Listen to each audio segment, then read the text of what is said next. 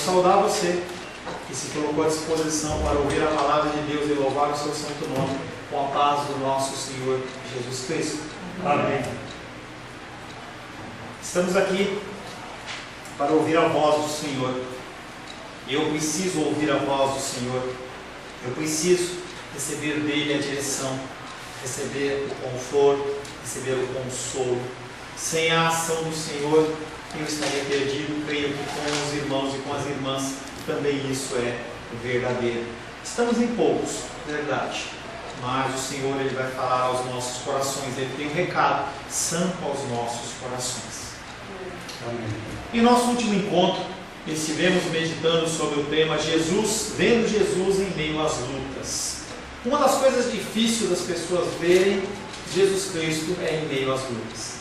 As pessoas normalmente elas se alegram em meio às alegrias e conseguem ficar felizes no seu Salvador, no seu Criador, quando está tudo bem.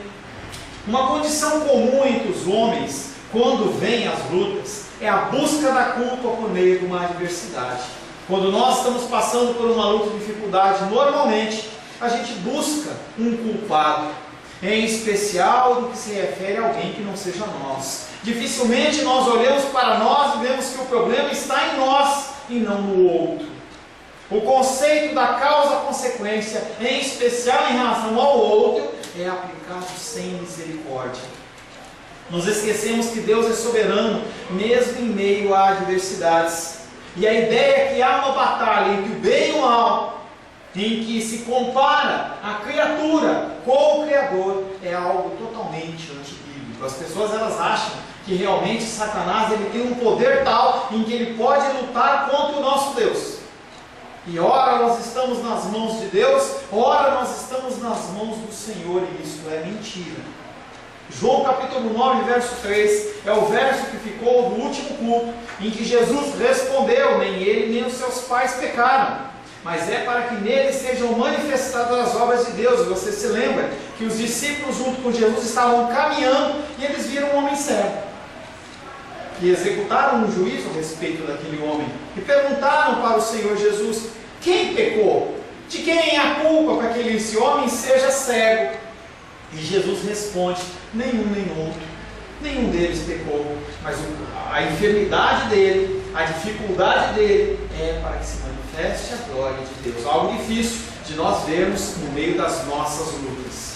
A paz e a esperança residem no conhecimento do Deus que professamos. E nós trabalhamos hoje pela manhã exatamente uma parte sobre isso.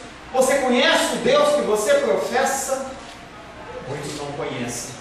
É difícil você ter paz, é difícil você ter esperança em um Deus que você não conhece.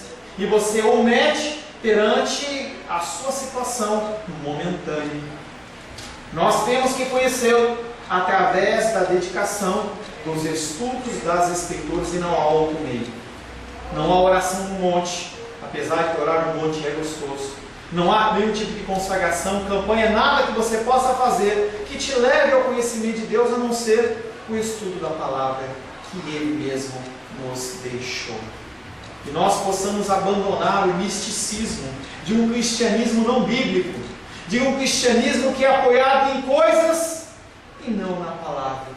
E nós possamos viver conforme Cristo nos ensina através da sua palavra. Ele nos ensina através da sua palavra como agir, o que fazer. E nós temos que viver apenas segundo as Escrituras. Quero convidar você a abrir a palavra de Deus no Evangelho de João, capítulo 9. Evangelho de João, capítulo 9. Nós vamos ler do verso 1 em diante.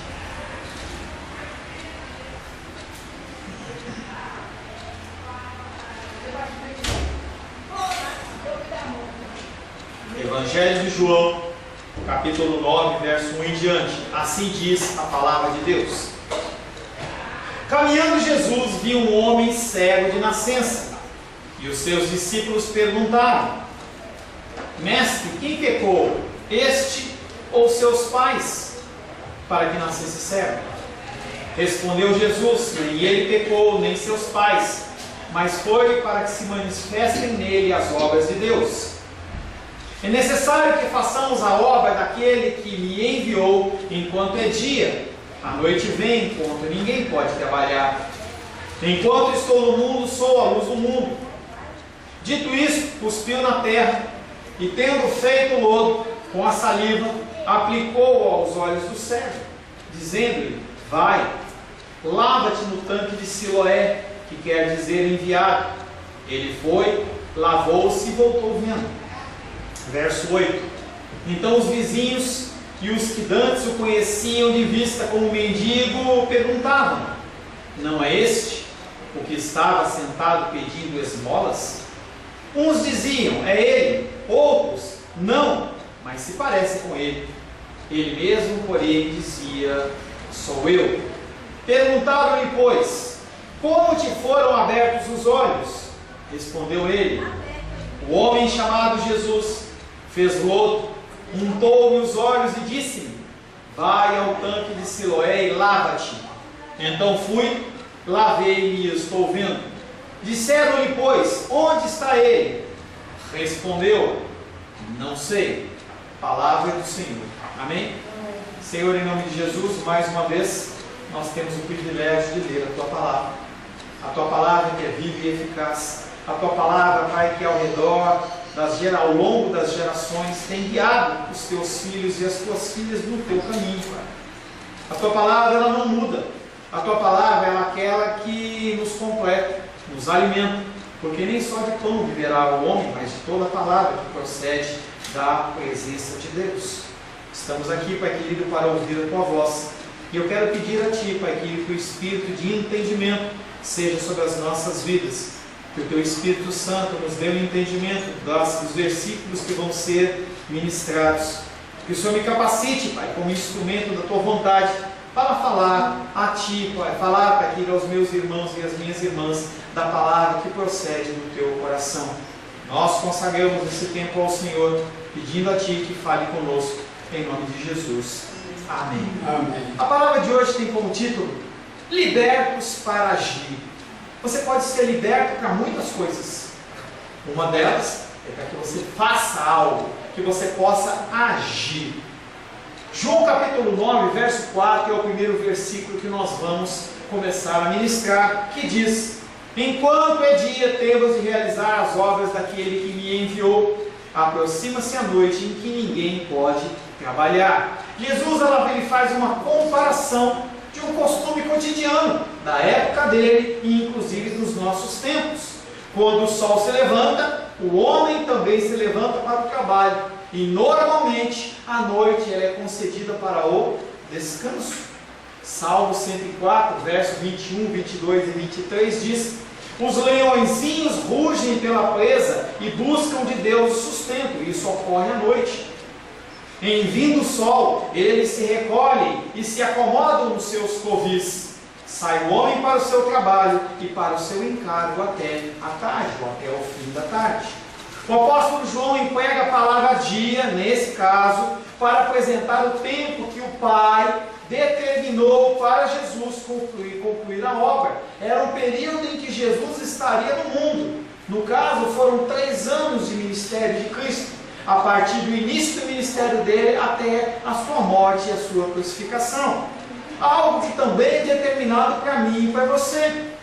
Uma coisa comum entre os cristãos é ler a palavra e achar que só se refere aos israelitas, só se refere a Jesus, só se refere a outras pessoas, talvez a religiosos, mas na verdade a palavra de Deus ela se refere a mim e a você. E Jesus nesse versículo está dizendo que há um tempo de nós trabalharmos para o Senhor, em atividades laborais, em atividades de oração, em atividades de financeira. Há tempo para todas as coisas. No caso de Jesus, apenas 3 dias, 3 anos. No caso meu e seu, nossa vida toda. A partir do momento em que você nasceu em Cristo, você começa uma caminhada, que não é uma caminhada de apenas você receber as bênçãos do Senhor. Sim, nós somos abençoados por Deus, mas nós somos comissionados a uma obra pelo próprio Deus. Como Jesus recebeu a incumbência de pregar o Evangelho, proclamar o Evangelho pelos 3 anos, o Senhor ele passa essa incumbência para nós, ele passa essa autoridade para a igreja.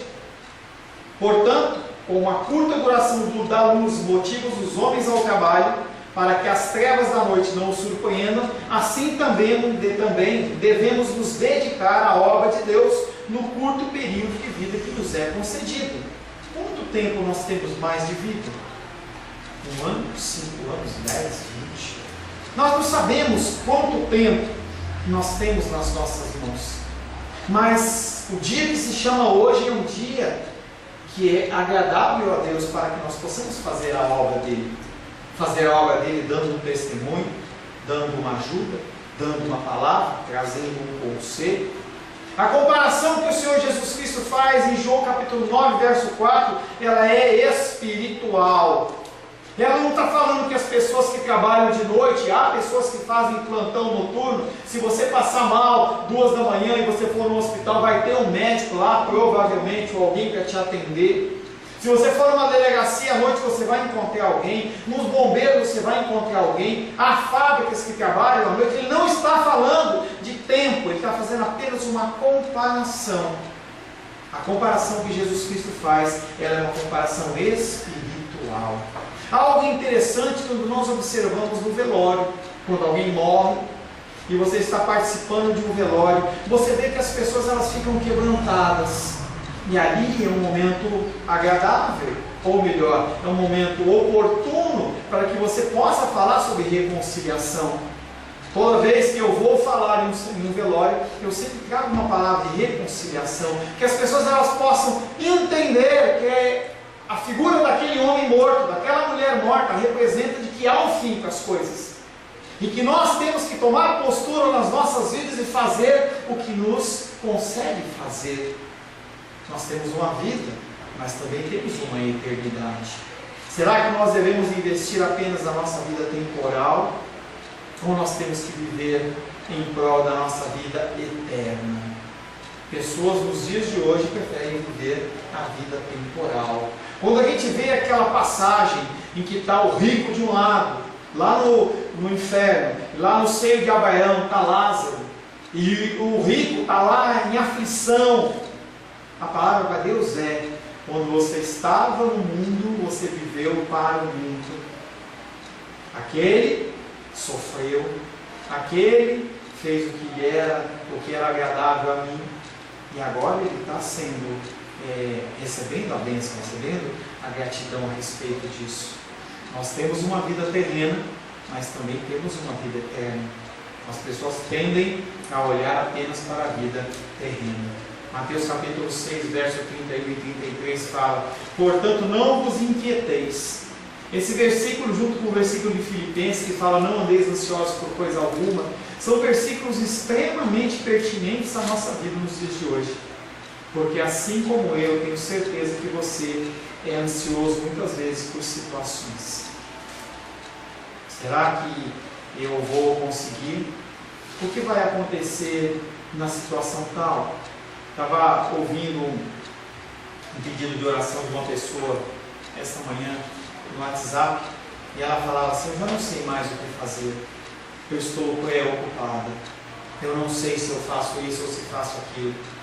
E a gente vê que o Senhor ele fala: não andeis, não vos inquieteis, não perca a sua paz, não perca a sua paz. Eu falava para essa pessoa: você pode resolver isso hoje, você pode resolver isso nesse momento.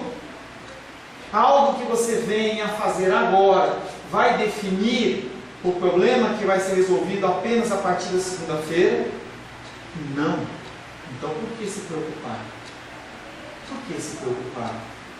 Portanto, não vos inquieteis dizendo: que comeremos? E o Senhor não está falando só de comida, Ele está falando de coisas que são básicas para mim e para você. Que comeremos? Que beberemos? Ou com que nos vestiremos? E aí o Senhor Jesus Cristo fala: porque quem se preocupa com isso, preocupa Não é que você tem que ficar sem fazer nada. Quem se preocupa, será que eu vou ter dinheiro para comer amanhã? Será que eu vou ter dinheiro para fazer isso amanhã? Será que eu vou ter dinheiro para o final do ano viajar? Será? É aquele desespero. Porque os gentios é que procuram todas estas coisas. Pois o vosso Pai Celeste sabe que necessitais de todas elas. O nosso Pai, o meu Deus, o seu Deus, Ele sabe que nós necessitamos das coisas básicas para a nossa vida. E Ele fala, não se inquiete, não fique preocupado. Ele sabe, mas aí Ele dá uma ordenança, pois vosso Pai Celeste sabe que necessitais de todas elas. Buscar em primeiro lugar o seu reino e a sua justiça, e todas estas coisas vos serão acrescentadas. E aí eu volto ao versículo 4. Enquanto é dia, temos que realizar as obras daquele que me enviou. Aproxima-se a noite em que ninguém pode trabalhar. Há tempo de você se esforçar e se dedicar na obra do Senhor. E entender que Ele, como um Deus criador, como um Deus que protege e cuida, Ele vai nos suprir todas as nossas necessidades. 90% da humanidade, se soubesse disso, tivesse essa certeza no coração, não teria depressão. Porque se eu posso fazer algo para resolver, eu resolvo. Chegamos aqui, mais uma vez, o sanitário agora feminino estava lá vazando lá. Eu vou me preocupar com isso agora. Tem como fazer algo com isso agora? Olha, espera um pouquinho aí. Vamos esperar, não vamos louvar a Deus, não. Eu vou consertar o sanitário. Olha. Não vos inquieteis. Jesus adverte os seus discípulos que eles devem se associar à sua atividade. Jesus Cristo ele fala, olha, do jeito que eu estou trabalhando, vocês também têm que trabalhar. Versículo 4 novamente, enquanto é dia, temos. Jesus falando, eu e vocês discípulos, temos. Eu, Jesus, vocês discípulos, temos de realizar as obras daquele que enviou.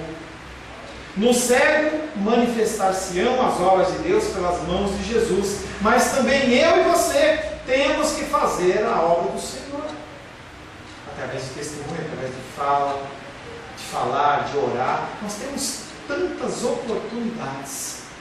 Vai ser um dia triste, o dia do Senhor. Naquele dia, você vai ver quantas oportunidades você perdeu, tanto eu como você. Nós perdemos de falar do amor de Deus, de trazer paz, de trazer consolo nas vidas. Jesus Cristo diz, trabalhem como eu trabalho. Essa verdade era para os discípulos e também é para mim e para você. João 14:12 diz, em verdade vos digo, que aquele que crê em mim fará também as obras que eu faço, e outras maiores fará, porque eu vou para junto do Pai. Nós temos a possibilidade, nós temos a liberação de Deus para agir em nome dEle. Como que as pessoas podem ser curadas se nós não oramos por elas?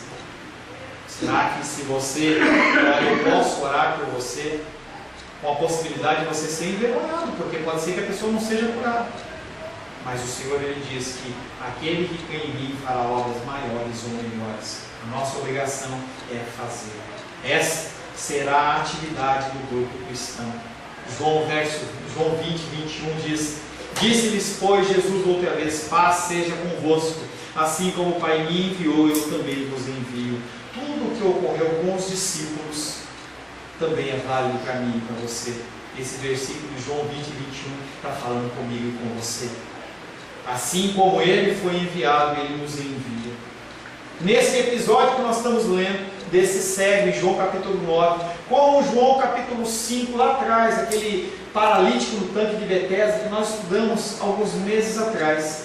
As obras que Deus realiza consistem em libertar o homem. Libertar o homem para quê?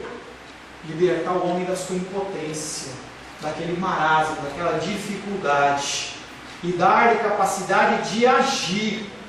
Jesus Cristo ele não morreu na cruz do Calvário para a gente ficar com mosca morta. Ele morreu na cruz do Calvário para que nós possamos agir. Nós somos livres das amarras do pecado, para que nós possamos agir em nome dele. Como cristãos, temos que pôr em prática o que aprendemos. Jesus apresenta essa ordenança e nos exorta da sua urgência, porque a noite chega e nós não podemos trabalhar. Há tempo em que o trabalho fica impossibilitado. Há tempo em que não conseguimos fazer com excelência.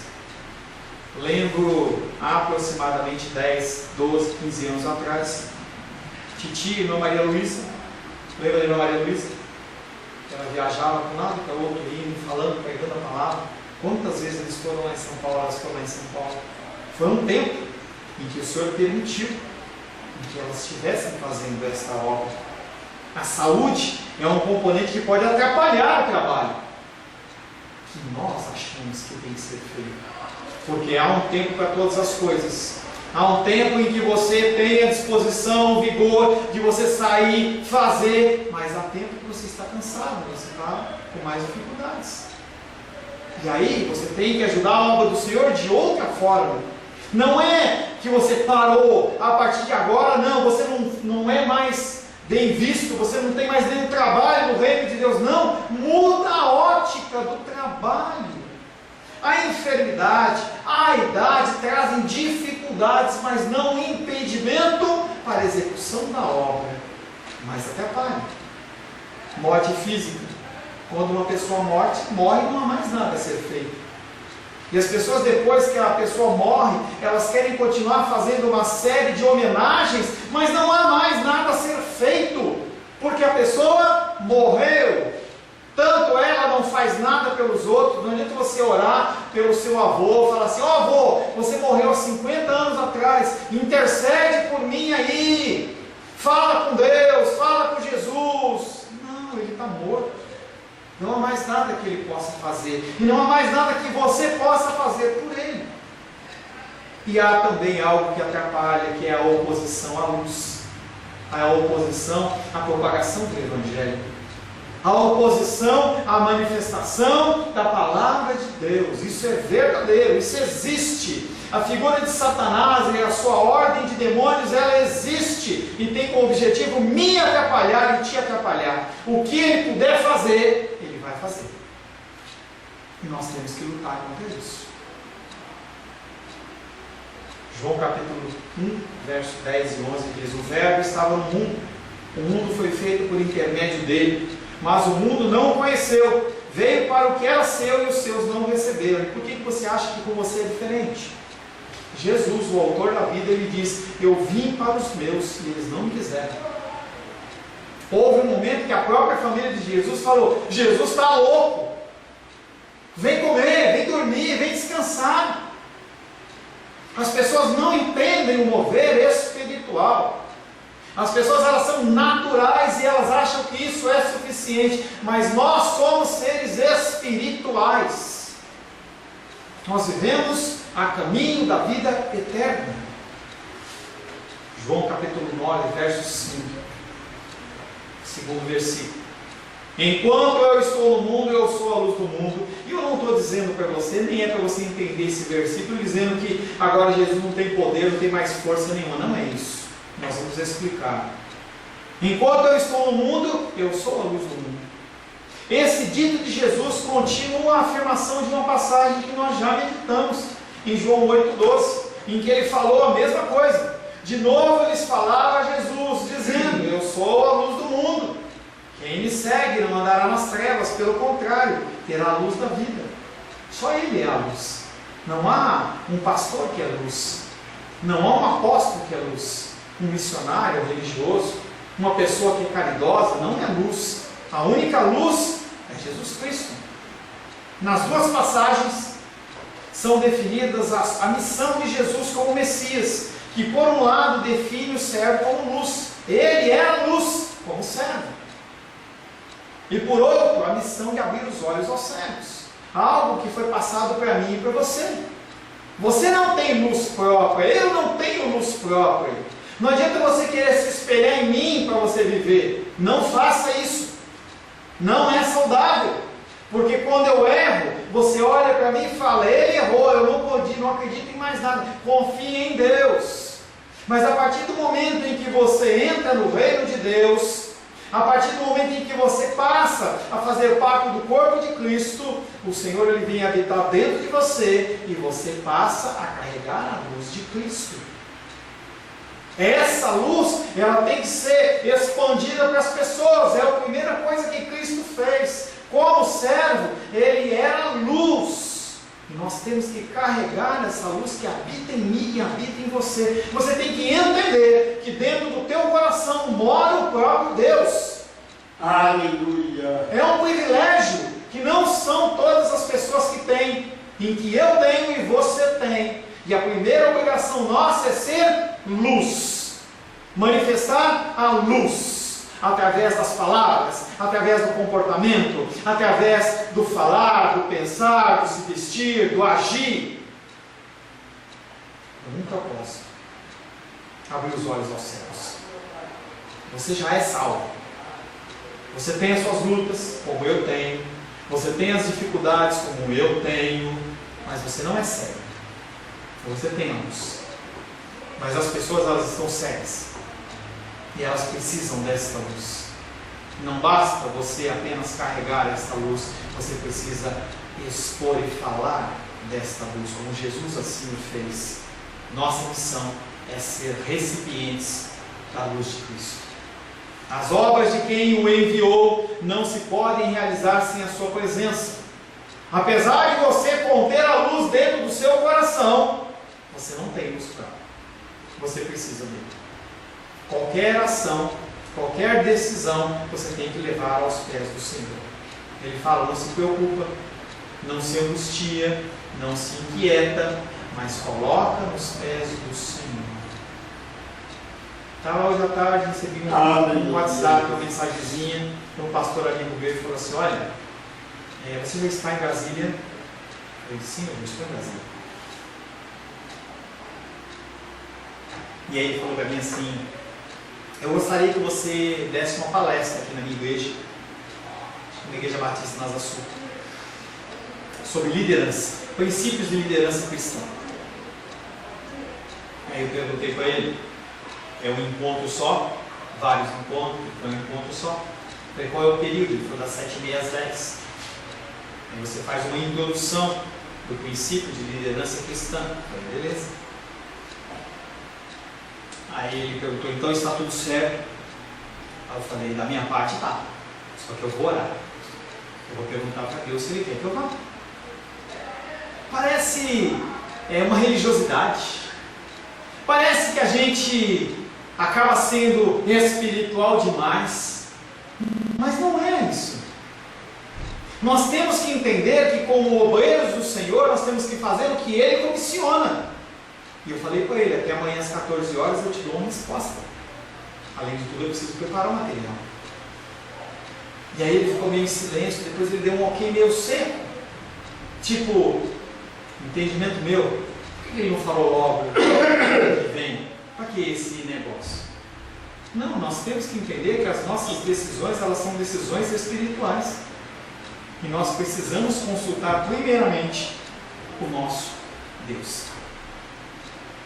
Somos total e completamente dependentes de Cristo. João 15,5 fala, eu sou a videira, vós os ramos. Quem permanece em mim e eu nele, esse dá muito fruto, porque sem mim nada podeis fazer. Jesus Cristo sabia que eu e você iríamos tentar fazer as coisas pelas nossas próprias forças, pelo nosso próprio braço. E aí ele vem e fala, eu sou a videira, vocês são apenas os ramos. Nada mais do que os ramos. Os ramos são importantes, mas mais importante que os ramos é a videira, é o tronco, é o caule. Quem permanece em mim e eu nele dá muito fruto. Se você toma as suas decisões baseadas na vontade de Deus, os frutos ocorrem. Porque sem Jesus Cristo, nada podemos fazer. A sua presença física é o esplendor, que marcou e se difundiu por todas as eras. Um evento como nenhum outro. Nenhum outro evento marcou tanto a humanidade como nascimento, vida, morte e ressurreição de Jesus Cristo. A presença de Cristo marcou época. Você pode ser ateu, você pode ser satanista, você pode ser macumbeiro, mas nós vivemos no ano 2018 da era cristã. Ponto. 2018 anos depois de Cristo. Ponto. Eu não concordo, mas vai ser assim do mesmo jeito. Muçulmano, judeu, quem quer que seja, vive pelo calendário, por aquele que marcou uma era, através da sua graça e do seu esplendor. Todos quanto não têm Cristo como seu guia, tropeçam nas trevas como cegos e vagueiam em confusão e desordem. Por quê? Não tem orientação da palavra. Agem de uma maneira sem ler o manual de instruções. Às vezes a gente compra um produto eletrônico e quando ele chega em casa a gente não quer ler o manual. E a gente tenta fazer de alguma forma aquele aparelho funcionar sem ler o manual de instruções. Às vezes dá certo e às vezes não dá certo. Se você ler o manual de instruções, a possibilidade do seu erro ela é menor. Eu estou com um problema lá de uma porta de banheiro, eu preciso consertar. Ou eu pago, ou eu conserto. Então eu fui procurar um manual de instruções. E aí, entrei na internet, está lá o cara mostrando como é que faz. Eu falei, o caminho é esse. Talvez dê certo, talvez eu me machuque e eu tenha que contratar alguém. Mas eu vou tentar. Eu fui atrás das instruções. Como fazer? As pessoas que não têm Jesus Cristo, elas andam como cegas, tropeçando. E você olha para ela, pode ser que ela esteja muito feliz, pode ser que ela esteja muito abastada, mas será que aquilo vai perdurar? Para mim e para você, quando nós olharmos alguém bem de vida e nós na luta. Salmos 37, verso 1 e 2. Não te indignes por causa dos malfeitores, nem tenhas inveja dos que praticam iniquidade, pois eles dentro em breve definharão como a relva e murcharão como a erva verde.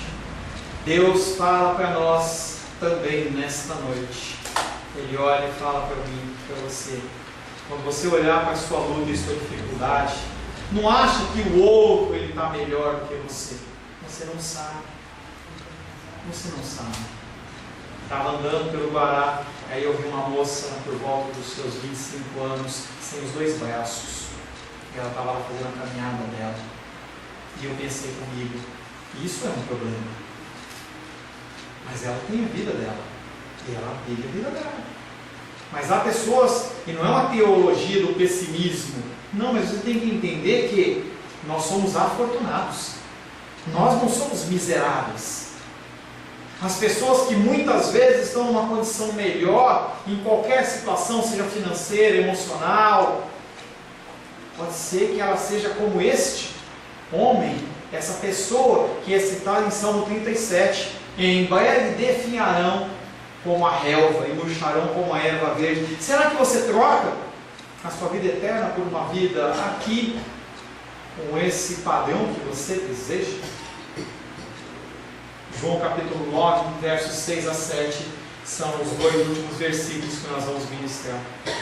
Tendo dito isso, Jesus cuspiu na terra, fez barro com a saliva, que porco, né? Que fez barro com a saliva, aplicou sobre os olhos do cego e lhe disse: vai lavar-te na piscina de Siloé, que significa enviado. O cego foi, lavou-se e voltou enxergando. Jesus acaba de declarar que ele é a luz do mundo. No versículo anterior ele fala: eu sou a luz do mundo. E ele agora passa a ilustrar isso, fazendo o que ele tinha que fazer, e o que eu e você temos que fazer: dar luz aos cegos, sejam físicos, sejam espirituais. Nós temos que dar luz aos cegos. De um lado a fé, do outro lado a prática. É muito legal você ter a fé e não colocar em prática. De um lado a oração, do outro lado a ação. Não adianta você ficar só orando e não fazer nada. Você tem que agir. O cristianismo, ele está longe de ser algo parado. O cristianismo, ele é dinâmico, é movimento. É você aprendendo, é você colocando coisas em prática, é você crescendo. Você age errado, se machuca, volta atrás, corrige e avança. O cristianismo, ele é dinâmico, ele não é estático, não é algo parado, em que a pessoa aceita Jesus, é batizado e passa 30 anos sentado no banco não fazendo nada. Estou de olho em vocês dois, hein? Espera um momento vocês dois, hein? Vocês vão ter que trabalhar também, hein?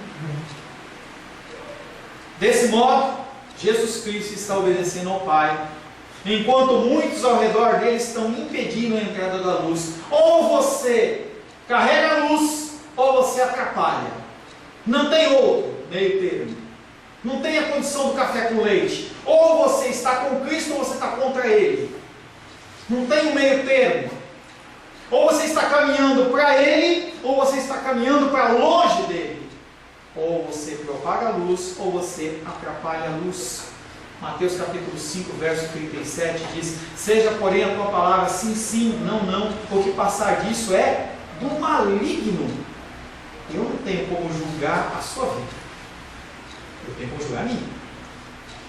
Entenda que quando a gente fala que o cristianismo é dinâmico, que as pessoas ou estão com Cristo ou estão com o diabo, não há meio termo, nós não sabemos como que está o trabalhar de Deus no coração das pessoas. Pode ser que essa pessoa que não está na igreja seja mais cristão que você. Tem que combinar. É a ordenança do Senhor. Lá em Hebreus fala que tem muitos que estavam deixando de congregar para fazer um culto no lar, ou para ter as suas orações em casa, que é uma bênção, mas que não troca o convívio com os irmãos e com as irmãs. Eu não tenho como julgar as pessoas, mas eu tenho como julgar a mim. E a palavra de Deus fala que nós temos que julgar a nós mesmos. Se você vê sinais de erro na vida do teu irmão, você tenta ou corrigir com o objetivo de trazê-lo para cima, não no objetivo de afundá-lo. O objetivo de Cristo é restaurar a vista ao cego. Porém, ele começa com uma operação que parece absurda. O cara estava cego. Por que Jesus cospe no chão, na terra, faz lama, lodo, em outras versões, e passa no olho dele? Será que melhorou a condição ou piorou a condição? Imagina você pegar barro e passar nos seus olhos. Você vai ter dificuldade de enxergar. A ação de Cristo, muito mais aparentemente, estava atrapalhando do que ajudando. Será que ele fez isso à toa? Será que Jesus Cristo ele agiu na vida do cego à toa? Será que não era mais fácil ele fazer assim? Ele é o autor da vida, gente. Ele faz o que ele quer, ele mete com os médicos. Tudo veio existir a partir dele. Você acha que se ele não quisesse, ter tido restaurado a visão do cego naquele momento, com um estalar, com um sopro, com uma palavra, com um pensamento, ele não faria? Mas ele fez aquilo com um objetivo. Certamente, essa não foi uma prova de fé comum, ou seja, que o cego, confiando numa palavra, está plenamente certo da sua vista, ele será restaurado. É muito fácil. Você fala assim: pastor, você pode orar por mim? Eu estou com uma dor, eu estou com uma enfermidade, estou com uma dificuldade. Eu oro e Deus concede a bênção, a graça, e você é abençoado. Mas nem sempre ela é automática desta forma. Muitas vezes carece da ação do cego, em que Jesus fala: vai, se lava. Ou seja, olha para você e fala assim: põe em prática a tua fé. Faz algo para mostrar que você realmente acredita. Foi assim com Abraão, pai da fé. Você confiou? Mata o seu filho. Mata ele. Anda 1, 2, 3 dias com o teu filho. Não fala nada para a tua esposa, senão ela vai te proibir. Vai ligar lá para o conselho tutelar. E ele vai, e sobe. E fala para o filho: ó, carrega a lenha. Chega lá, monta o altar para o sacrifício. O filho olha para ele e fala: papai, não estou vendo bichinho para a gente sacrificar. E ele pega aquele menino, não sei se pegou na força ou não, põe aquele menino lá, amarra ele, porque ele não ia ficar lá, papai pode bater. Ele ficou lá, provavelmente imobilizado. E aquele homem, num ato de fé, levanta o cajado, eu vou matar. Porque se Deus falou que ele é a linhagem que vai dar prosseguimento, não é outro, algo vai acontecer.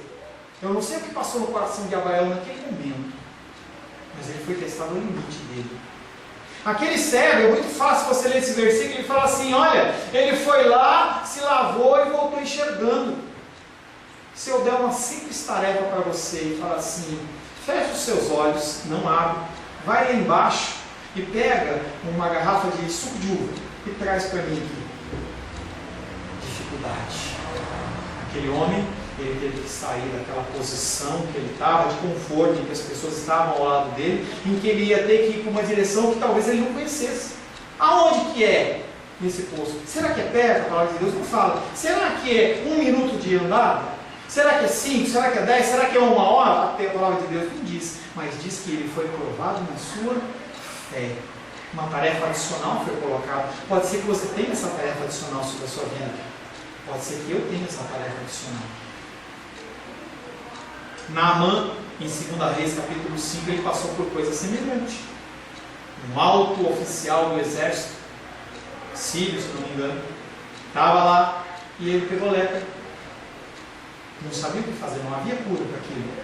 E aí uma israelita que estava lá como escrava falou assim, olha, lá na minha terra tem um homem de Deus que ele costuma orar e curar.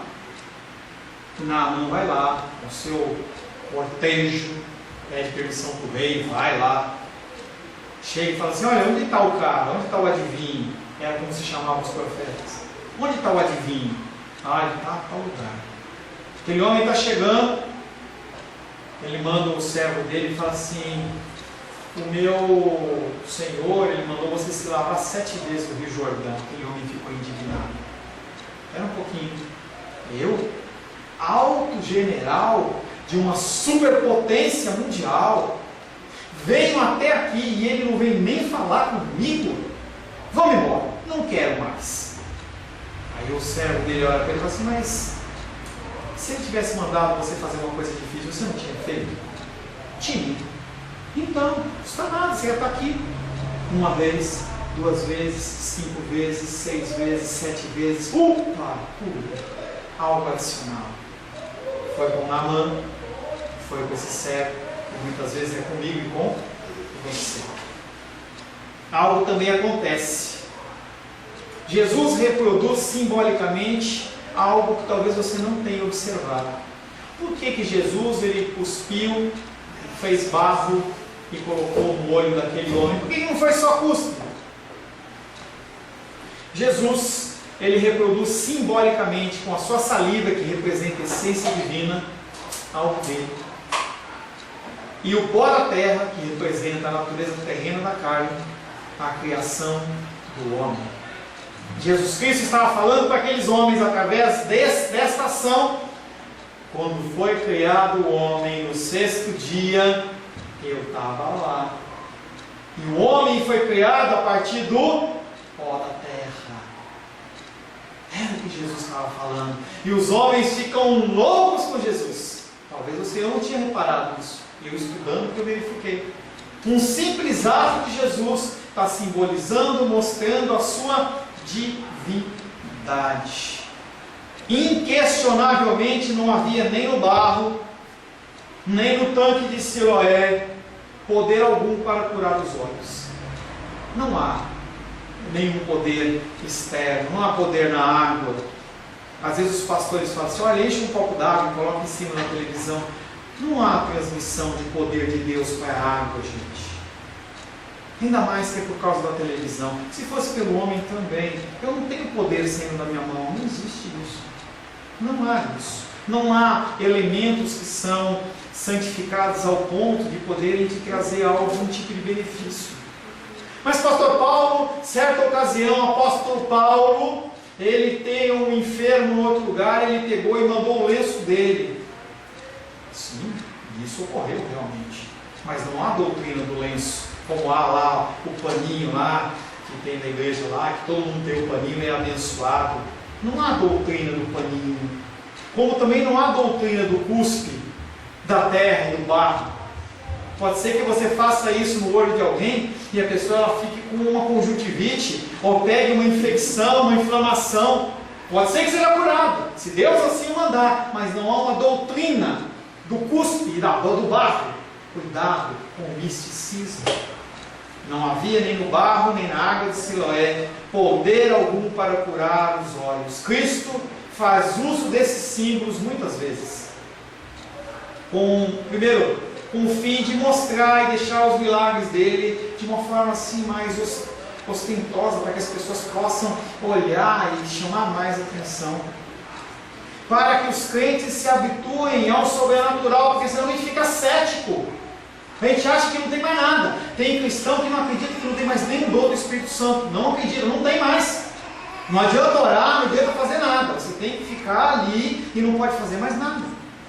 Para mostrar que todas as coisas estão à sua disposição. Se ele usou, não como doutrina, porque você não vê Jesus Cristo fazendo mais isso. Se ele usou, você pode ter que usar também. Ou pode usar, está à tua disposição. Eu lembro de certa vez, nem sei se eu contei para vocês, isso é mais antigo. Uma vez um conhecido meu, uma conhecida minha, ela estava com câncer no útero. Tinha 3, câncer não, tinha 3, como é que chama? Nódulos, obrigado. 3 nódulos. E aí eu olhei para ela e falei assim, se curou, se não curou por causa disso, eu não sei te dizer, eu sei que foi curado. Tá? E eu falei para ela assim, olha, vai na geladeira. Foi algo meio doido. Vai lá na geladeira. Aí eu falei assim, pega 3 azeitonas e joga no lixo. E fala para Deus, Deus, da mesma maneira que eu joguei esses 3 negocinhos de azeitona, que o Senhor possa limpar os meus miomas. Coisa doida. Eu não posso criar o culto da azeitona a partir disso. Mas a pessoa, ela teve os seus miomas sumidos. Como foi isso? Eu não sei. Loucura, é loucura. Mas às vezes o Senhor, Ele manda ele fazer coisas que não são naturais. Testemunho de um pastor, amigo meu, ele diz que certo dia ele estava num culto e tinha uma mulher grávida, nas primeiras fileiras. E aí ele olhou para aquela mulher, chamou ela no altar e aquela mulher começou a chorar. Ele correu. E sabe o que ele fez? Ele deu um murro no meio do soco da mulher, barreu da mulher. Quando ele fez isso, os diáconos voaram nele, o cara está louco. Mas aí que a mulher começou a chorar, mas foi de alegria. E ninguém entendeu nada. E ela dava glória a Deus. E aí os caras foram perguntar para ela, você também está louca? E ela fala assim, não, eu acabei de vir da consulta, o meu ginecologista, o meu coração do meu neném estava morto, não mexia mais, fizemos os exames, ele está morto, e eu já marquei, inclusive, está marcado inclusive a cesárea para tirar o bebê morto. E a partir do momento em que o pastor deu o soco no meu ventre, aquela criança, ela voltou a mexer. Eu estou sentindo ela mexer. É para você criar a cultura do soco na barriga da grávida? Não faça isso. Não faça isso. Mas Deus, Ele age de uma maneira sobrenatural. O barro modelado com o Espírito é o projeto de Deus realizado. Eu sou o barro. Você é barro. Nós somos modelados pelo Senhor a todo tempo. E o modelo principal chama-se Jesus Cristo. Isto é o que Ele põe os olhos diante dos olhos daquele que nunca viu. A ordenança para ir se lavar no tanque de Siloé passa a ter uma conotação de salvífica ao crente, uma ordem para todos os incrédulos para se lavarem na fonte das águas purificadoras do Calvário. Como agir? Como viver? Nós temos pecados diários, aos quais nós temos que levá-los todos os dias à presença do Senhor e nos lavarmos na água da purificação do Senhor. Ele é a água viva. Ele é a luz, Ele é o sal, Ele é a água viva. Fomos libertos para quê? É o título da nossa palavra. Fomos libertos. Mas fomos libertos para o quê? Para agir.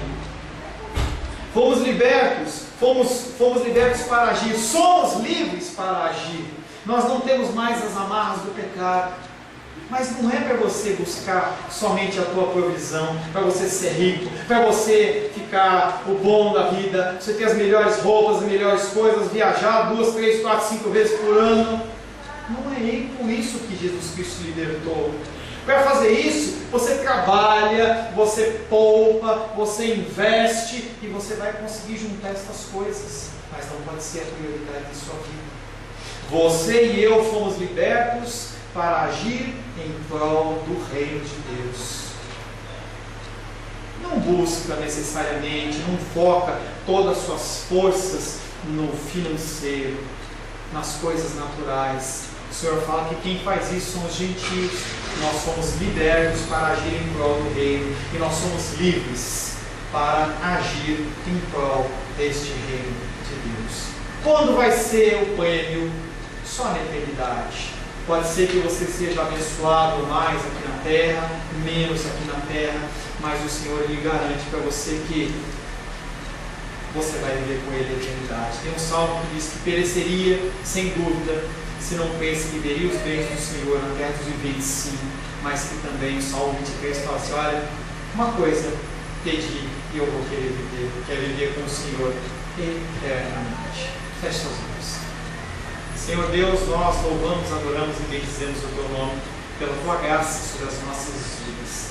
Tu és a luz do mundo e nós temos o privilégio de carregarmos essa luz dentro do nosso coração, Pai. Muitas vezes não sabemos como agir, muitas vezes, Pai, nós temos nos preocupado com o momento. Eu tenho me preocupado com o momento, eu tenho ficado ansioso, eu tenho ficado preocupado. E o Senhor, nesta noite, mais uma vez, fala a mim, fala aos meus irmãos, fala às minhas irmãs: não vos inquieteis com o que comer, com o que beber, com o que vestir. O Senhor sabe de todas as coisas, sabe que nós necessitamos e precisamos delas. O que nós devemos fazer é buscar o reino de Deus e a sua justiça. E estas coisas, as coisas que são realmente necessárias para a nossa vida, serão acrescentadas. O Senhor nos promete que não haverá falta não haverá falta de alimento, falta de bebida, de vestuário, de moradia para nós, mas que nós vamos ser guardados e protegidos pelo Senhor. Nós louvamos, Deus, pela Tua graça, pelo Teu amor, em nome de Jesus. Amém. Amém.